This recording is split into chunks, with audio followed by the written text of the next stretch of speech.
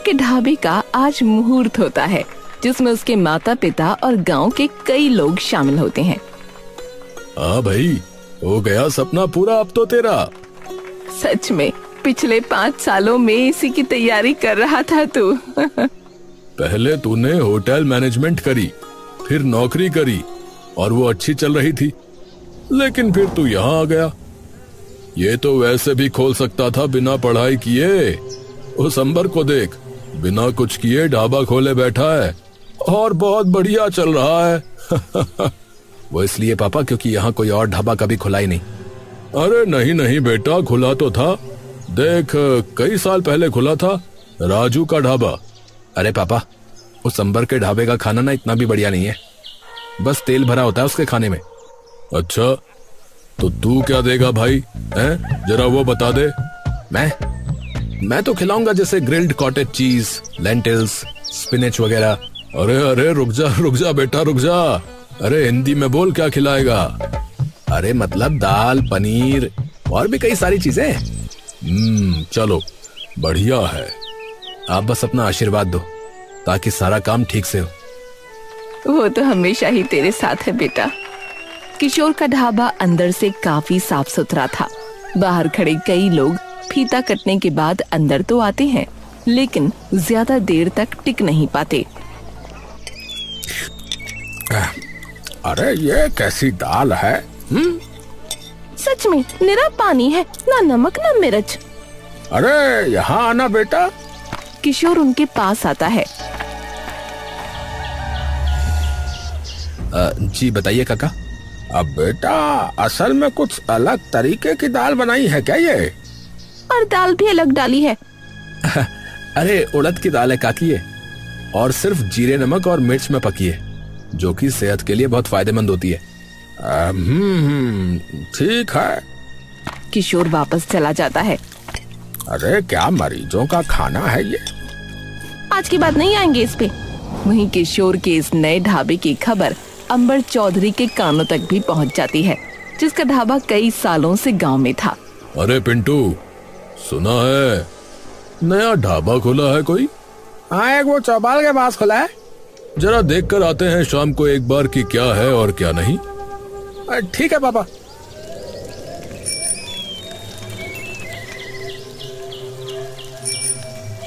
अरे सुबह इतने लोग आए, फिर एकदम से कोई भी नहीं। तभी अंबर और उसका बेटा पिंटू वहां आते हैं।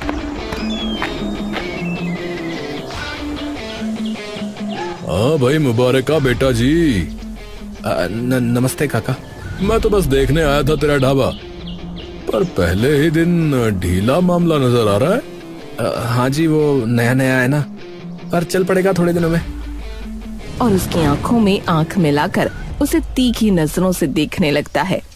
बेटा जी, बहुत फूल हमने इस चमन में खिलते और मुरझाते देखे हैं, तो हवाओं के रुख से थोड़ा संभल के रहना।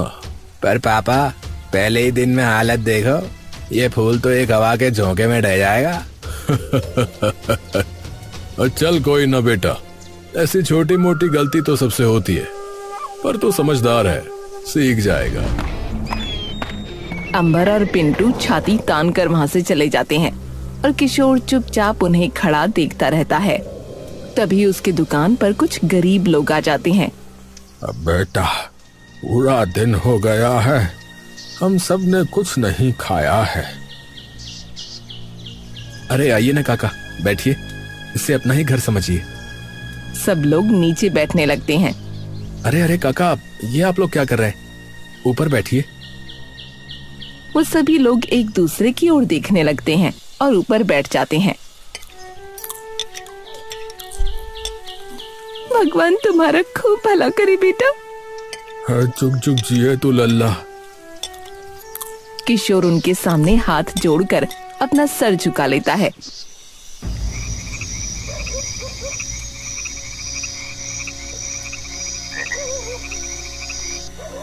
किशोर रात को वापस घर आकर अपने माँ और पिता को सारी बात बता देता है। अरे तू डर मत, तू नया है इसीलिए वो थोड़ा घबराया हुआ है कि कहीं उसका धंधा ठप ना पड़ जाए। हाँ, उससे डरने की कोई जरूरत नहीं है। भगवान पे भरोसा रख।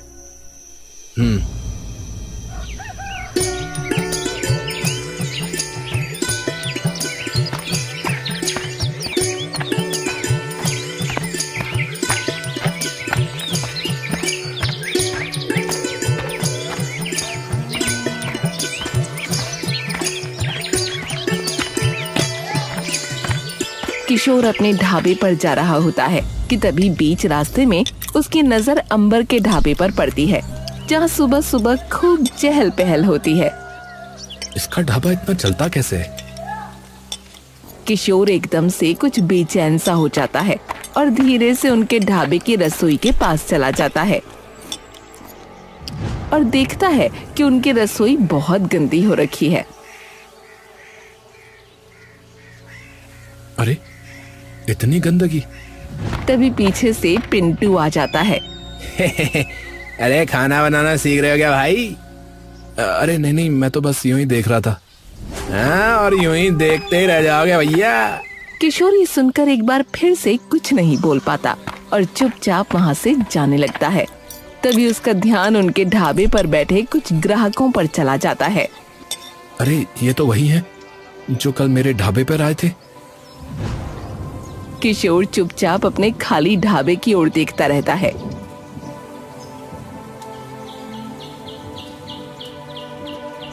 अगर ये नहीं चला तो पापा को क्या जवाब दूंगा? अच्छी भली नौकरी छोड़ दी मैंने इस सपने के लिए। तभी वही गरीब लोग एक बार फिर उसके ढाबे पर आ जाते हैं, लेकिन अब की बार उनके साथ कुछ और लोग होते हैं। माफ करना भाई, वो ये लोग भी। अरे कोई बात नहीं, आ जाइए, सबके लिए बहुत खाना है।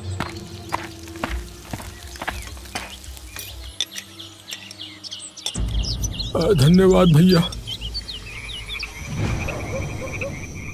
किशोर रसोई का कोना कोना बिल्कुल बारीकी से साफ कर रहा होता है कि तभी किसी बर्तन गिरने की आवाज से उसके कान झनझना जाते हैं।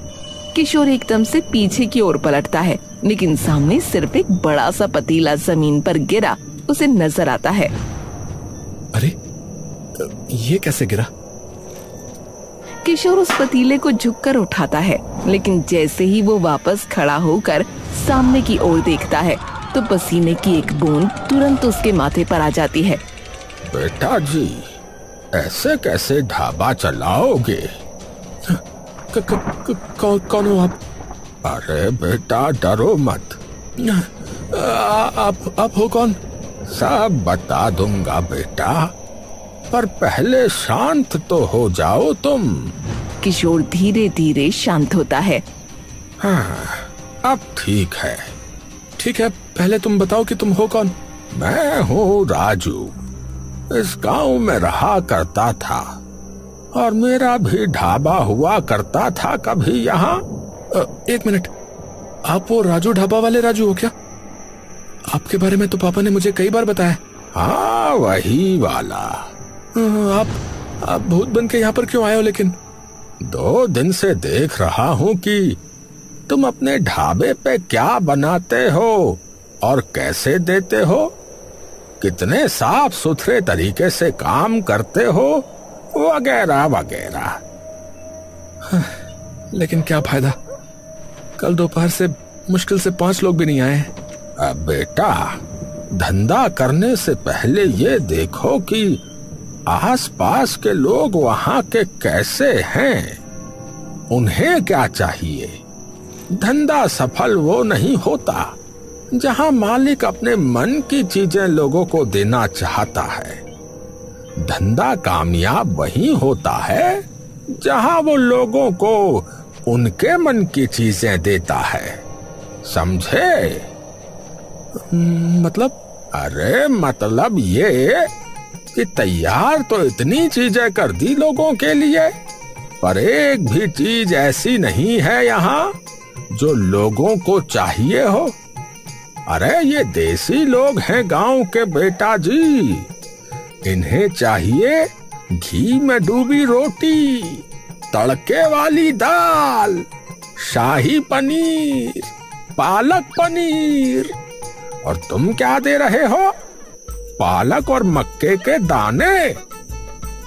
पर ये सभी सेहत के लिए फायदेमंद है, इसलिए उन्हें ये खाना चाहिए। बेटा जी, ये गांव के लोग हैं, इनकी सेहत का ध्यान रखने के लिए इनके खेत बहुत हैं।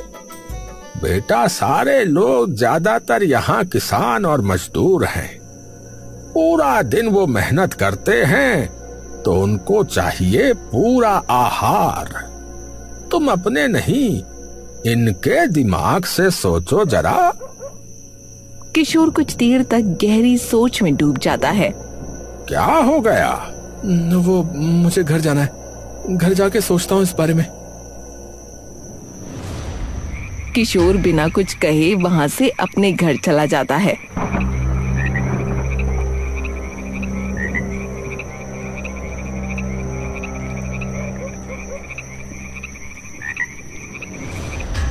बात तो उन्होंने ठीक कही है।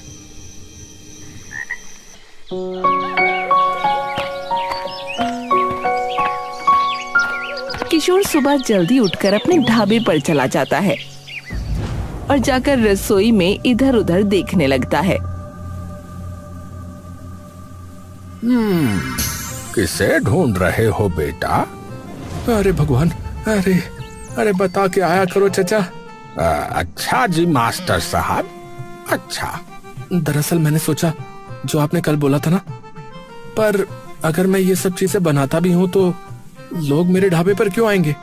उस अंबर के ढाबे पे ये सभी चीजें बन तो रही हैं, मैं क्या अलग दूंगा उन्हें? अलग? अलग होगा स्वाद और सादापन।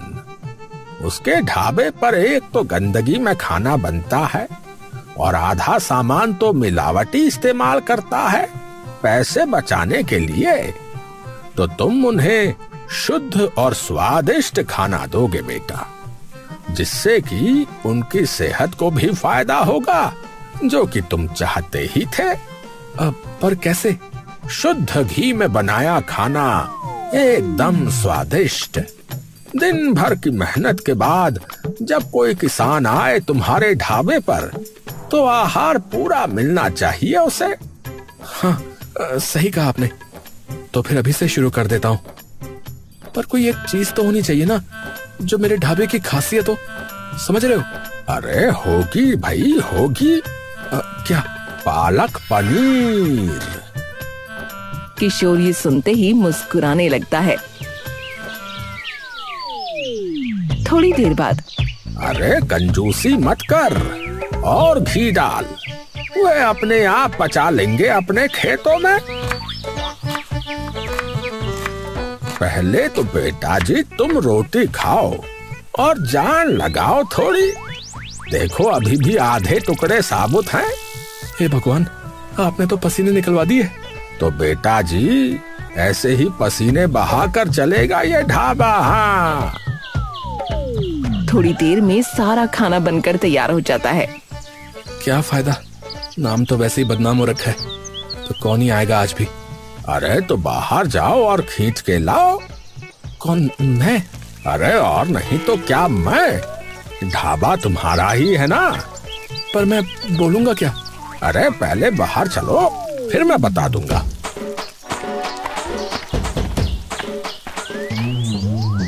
किशोर बाहर जाकर इधर उधर देखने लगता है। अरे जा, अब रोक किसी को। मुझे शर्म आ रही है। अरे भैया, शादी के लिए हाथ नहीं मांगना है तुम्हें, बस अंदर आने के लिए बोलना है। और बता तो मैंने दिया ही है, क्या बोलना है। किशोर तभी जाकर वहाँ से गुजरते कुछ लोगों को रोक लेता है। अरे भाई साहब आइए ना, नया ढाबा खुला है, बढ़िया स्वादिष्ट खाना खाइएगा। अरे नहीं नहीं भाई, तोहार खाना तो बहुत फीका होता है। हाँ, अरे अब नहीं है, सब बदल दिया भाई। अब एकदम शुद्ध देसी घी से बना खाना आपको मिलेगा, जैसे कढ़ाई पनीर और पालक पनीर तो हमारे यहाँ का खास है। आप एक बार आके देखिए तो सही। ए भैया, एक उधर क्या कहते हो, चलें क्या? ठीक है, ठीक है भैया, आ रहे हैं। सब लोग अंदर आ जाते हैं। अब बताओ भाई साहब, क्या लगा दूं आपके लिए? अरे भैया, अभी पालक पनीर ही बना दो, जो तुम कह रहे हो ना खास है तुम्हारा। भैया मेरी तो दाल तड़का कर देना और 8 रोटी बढ़िया घी मार के भैया। अभी लाया अभी लाया। किशोर तभी उन लोगों का खाना परोस देता है और वो लोग खाना खाने लगते हैं। कैसा भाई साहब खाना?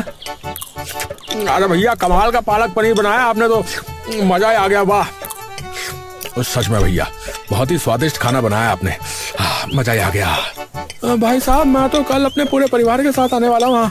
हाँ बहुत ही बढ़िया खाना है। हाँ अरे आपका जब दिल करे तब आना। सब लोग एकदम खुशहाल होकर वहाँ से जाने लगते हैं और किशोर एकदम खुशी से उछल पड़ता है। अरे वाह। हाँ तो कहा था ना बेटा जी, अब बस यूं ही लगा रहे मेहनत से और देख कैसे काम चलता है तेरे ढाबे का। हाँ वैसे एक बात बताइए, आपने मेरी मदद क्यों की?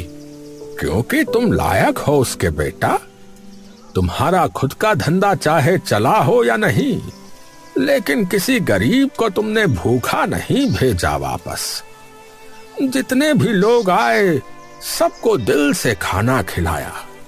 तो ऐसी नियत के इंसान की मदद करनी तो बनती है ना बेटा। किशोर ये सुनते ही मुस्कुराने लगता है।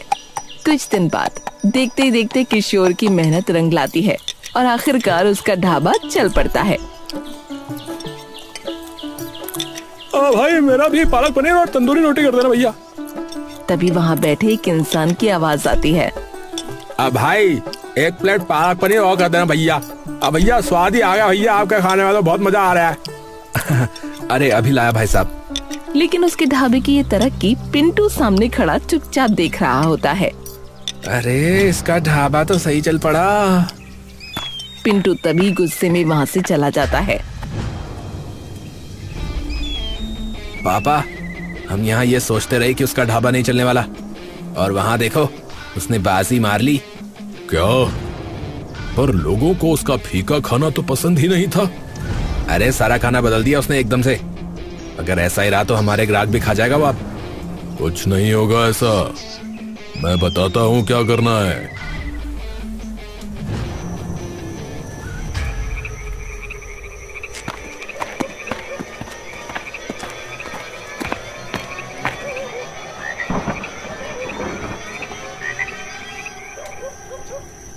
वो सभी रसोई के अंदर घुस जाते हैं और इधर उधर देखने लगते हैं। तभी जोर से राजू की बस आवाज उन्हें आती है। निकल जाओ यहाँ से, मुझे पता है तुम क्यों आए हो। वो सभी डर कर इधर उधर देखने लगते हैं। कौन है बे? कौन है यहाँ? अपने पिताजी को बोलियो कि अब ये पैतरे नहीं चलने वाले। जाओ भागो यहाँ से। वो सभी के सभी लोग तभी वहाँ से दुम दबा कर भाग जाते हैं। अगले दिन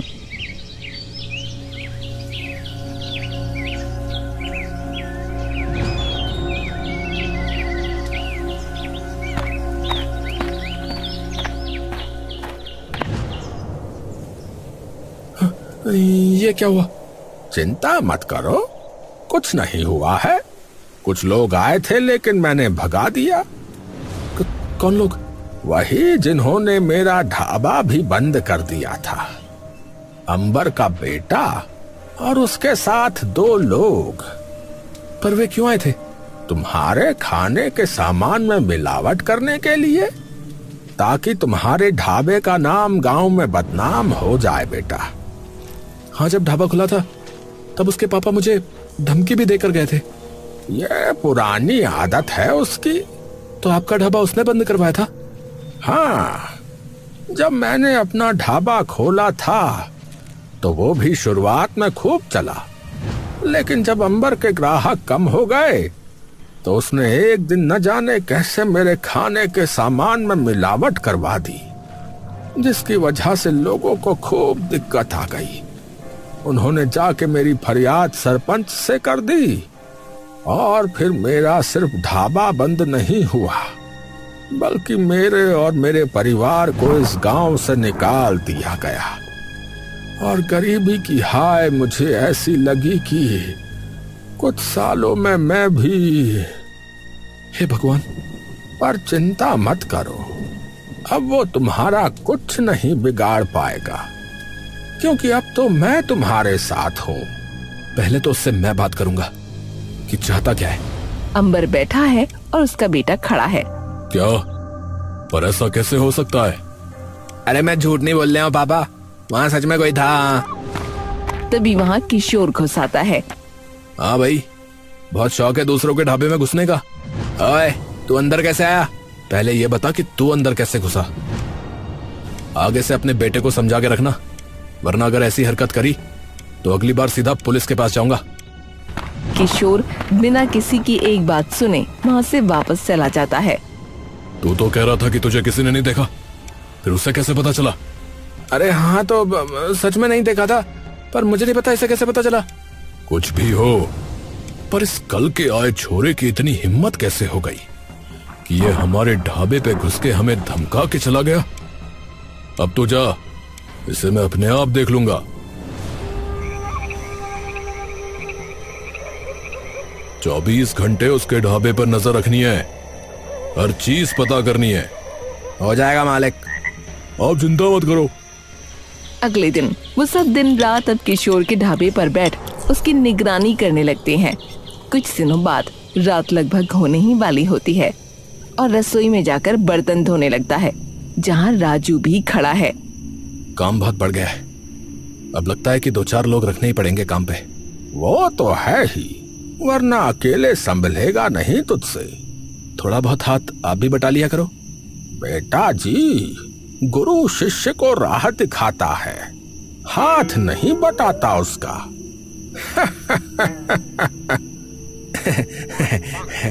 किशोर और राजू हंसने लगते हैं। उसी वक्त बाहर खड़े अंबर के वो जासूस अपने सामने का नजारा देख दंग रह जाते हैं। अरे भैया, अरे ये अकेले किससे बतिया रहा भैया? अरे भैया, हमें क्या पता, चलो जो देख रहे हैं वही बता देते मालिक को। क्या सच में? हाँ मालिक, हमने अपनी आंखों से स्वयं देखा है। अब आएगा मजा।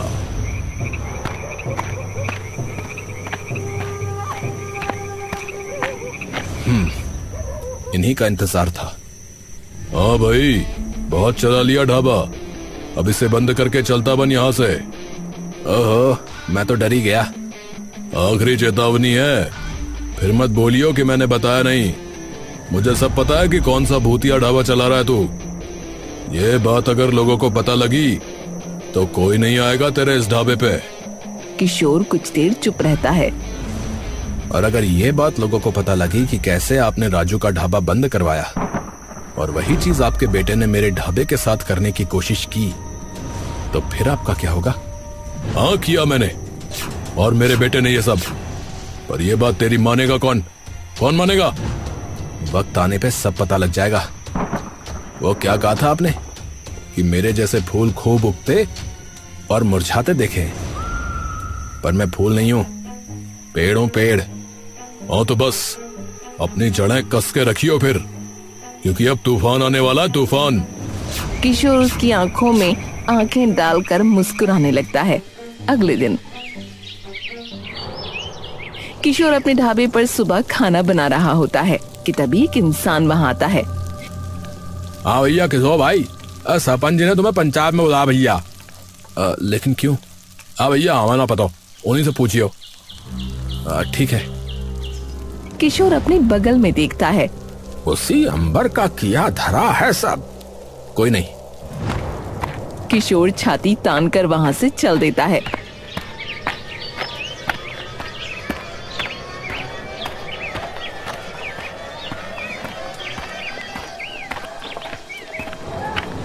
तुझे पता है भाई किशोर, तुझे क्यों बुलाया है? नहीं जी। क्योंकि हमारे अंबर भाई का ये मानना है कि आप अपने ढाबे में टोना टोटका करते हो। जिन्हें हम नहीं देख सकते हैं उन्हें आप देख सकते हो और उनसे बात भी कर सकते हो। ये सुनते ही सब लोगों की आंखों में डर छा जाता है। बिल्कुल झूठ है सरपंच जी। अरे बाकी के लोगों से पूछ लो। हाँ सरपंच जी, हमने देखा था इन्हें बात करते। हाँ सरपंच जी, यहाँ से रहते हैं। अरे कोई सबूत है इसका कि तुमने देखा था? हाँ भैया, हमने अपनी आंखों से देखी। सरपंच जी, ऐसे तो मैं कह दूं कि मैंने अपनी आंखों से अकबर को देखा था, आप मान लोगे? अरे हमें क्या पता, ये लोग झूठ भी तो बोल सकते हैं। हाँ बात तो सही कही। अब मैं एक बात बताता हूँ जो आप सबको नहीं मालूम शायद। हाँ कौन सी बात? इन्होंने और इनके बेटे ने थोड़े दिन पहले मेरे खाने के सामान में मिलावट करनी चाहिए थी। इनका बेटा मेरी दुकान का ताला तोड़कर घुस आया था, लेकिन कुछ कर नहीं पाया, और ऐसे ही इन्होंने बदनाम किया था राजू के ढाबे वाले राजू काका को, जिनको आप सभी ने गांव से बाहर निकाल दिया। अरे क्या सबूत है, क्या सबूत है? कुछ भी बोले जा रहा है। किशोर तभी अपनी जेब से एक फोन निकालता है। ये है मोबाइल, मेरे शहर वाले दोस्त ने मुझे तोहफे में दिया था। इसमें पता है लोगों की बातें हम रिकॉर्ड कर सकते हैं। मतलब? किशोर वॉइस रिकॉर्डिंग ऑन करता है। सरपंच जी कुछ बोलो। मैं क्या बोलूं? बहुत है। किशोर उन्हें वो वॉइस रिकॉर्डिंग सुना देता है। अरे वाह, ये तो कमाल है ना? अब इसी में मैंने कल शाम को भी एक चीज रिकॉर्ड करी थी, सुनाओ? सुनाओ। किशोर पिछले दिन हुई अपनी और अंबर की बात उन सभी के सामने चला देता है। और अगर ये बात लोगों को पता लगी कि कैसे आपने राजू का ढाबा बंद करवाया और वही चीज आपके बेटे ने मेरे ढाबे के साथ करने की कोशिश की, तो फिर आपका क्या होगा? हाँ किया मैंने, और मेरे बेटे ने ये सब। पर ये बात तेरी मानेगा कौन मानेगा? वक्त आने पे सब पता लग जाएगा। ये सुनकर सब गांव वाले चौंक जाते हैं। ओह, तो तूने किया था वो सब? अरे उस बेचारे निर्दोष और उसके पूरे परिवार को हमने बाहर निकाल दिया और तू चुपचाप देखता रहा। अब तो निकल यहां से, जा यहां से। इसकी कोई जरूरत नहीं है। अंबर जी जरा अपने ढाबे पे जाके देखिए, मैंने एक तोहफा भेजा है। अंबर तभी वहां से डर के मारे भाग जाता है।